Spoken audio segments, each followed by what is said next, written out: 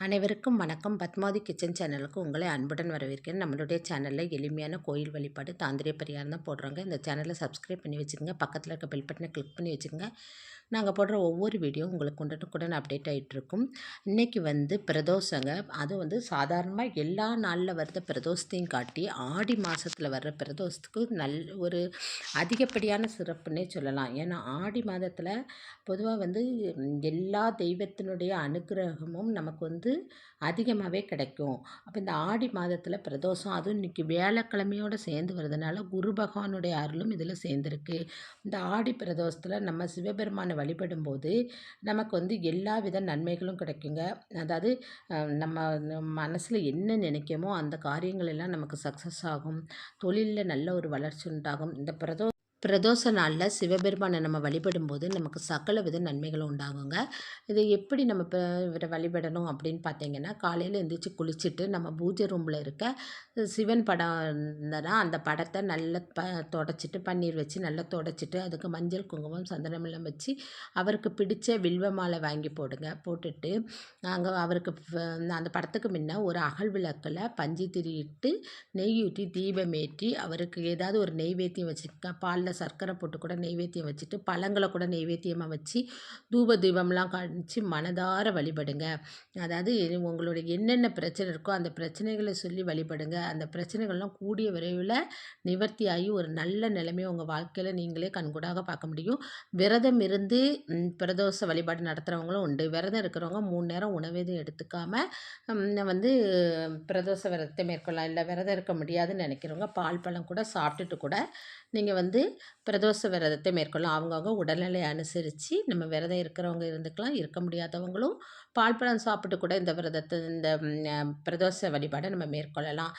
பகல் பூரா அதாவது சிவனுடைய நாமத்தையே சொல்லிட்டு இருக்கணும். அதாவது இப்போ ஒன்றுமே தெரிலனா கூட ஓம் நமச்சிவாயா போற்றி, ஓம் நமச்சிவாயா போற்றின்னு சொல்லிட்டு நம்ம பகல் பொழுதெல்லாம் இருந்துட்டு சாயந்தரம் ஆகும்போது பக்கத்தில் இருக்க சிவன் கோயிலில் 4 to 6க்கு பிரதோஷ நேரம்னு சொல்லுவோம்.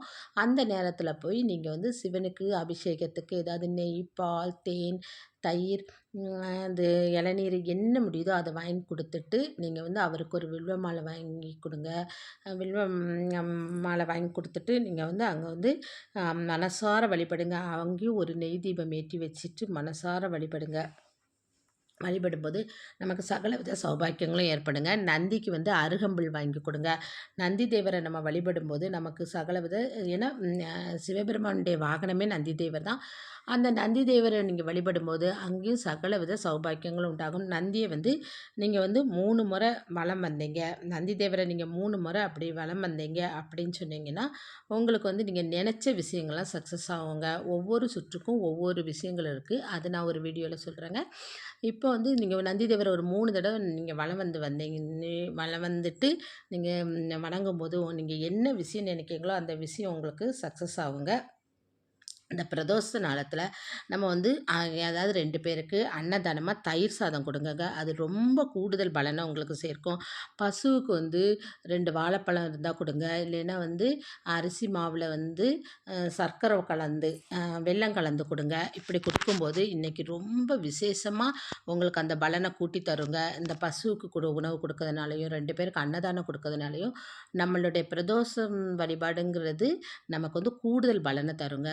தொடர்ந்து இந்த பிரதோஷத்தை ஒரு 11 பிரதோஷம் நீங்கள் தவறாமல் நீங்கள் அந்த 11 பிரதோஷத்துக்கும் கோயிலுக்கு சென்று சிவபெருமானை வழிபட்டு வரும்போது உங்களுக்கு வாழ்க்கையில் எந்தவித கஷ்டங்களும் இருக்காது, கடன் பிரச்சனைகள் இருக்காது, தொழில் நல்ல வளர்ச்சி அடையும், நம்ம நினச்ச விஷயம் உண்டாகும், திருமணம் ஆகாதவங்களுக்கு திருமணமாகும், குழந்தை பாக்கிய வேண்டியவங்க குழந்தை பாக்கியம், என்ன நினைக்குமோ நம்ம எண்ணங்கள் தாங்க நம்ம வாழ்க்கைன்ற மாதிரி நம்ம என்ன நினச்சி மனசார வழிபடுதமோ அந்த இது நமக்கு அமையுங்க. இந்த மாதிரி கோயிலில் சாயந்தரம் நீங்கள் வணங்கிட்டு நந்தி தேவரையும் வணங்கிட்டு சிவபெருமானையும் வணங்கிட்டு வீட்டுக்கு உங்கள் விரதத்தை நீங்கள் முடிச்சுக்கலாம். பழங்களை சாப்பிட்டு நம்ம இந்த நாளில் ரொம்ப முக்கியமாக செய்ய வேண்டியது என்னென்னா 2 பேருக்கு அன்னதானம் கண்டிஷனாக கொடுத்துருக்கணுங்க. கொடுத்தா நமக்கு நல்ல பலன். தயிர் சோறுலாம் ஈஸியாக நம்ம வீட்டிலே செஞ்சிட முடியும். அந்த தயிர் சோறு கொடுக்கும்போது நமக்கு அந்த இடத்துல நல்ல பலன். பசுக்கு உணவு கொடுக்க முடியும். இதெல்லாம் நம்ம செய்யும்போது நமக்கு இங்கே கூடுதல் பலன் கிடைக்குங்க. நீங்கள் பிரதோஷ நாளை கண்டிஷனாக சிவபெருமானை வழிபட்டு உங்களுக்கு சகல வித சௌபாக்கியங்களும் உண்டாகட்டும். நீங்கள் நினைத்த காரியங்கள் காரியங்கள் கைகூடட்டும்னு நானும் சிவபெருமானிடம் வேண்டிக் கொள்கிறேங்க. இந்த வீடியோ பிடிச்சிருந்தா லைக் பண்ணுங்கள், ஷேர் பண்ணுங்கள், சப்ஸ்கிரைப் பண்ணுங்கள். இன்னொரு பதிவில் உங்களை சந்திக்கிறேன். நன்றி, வணக்கம்.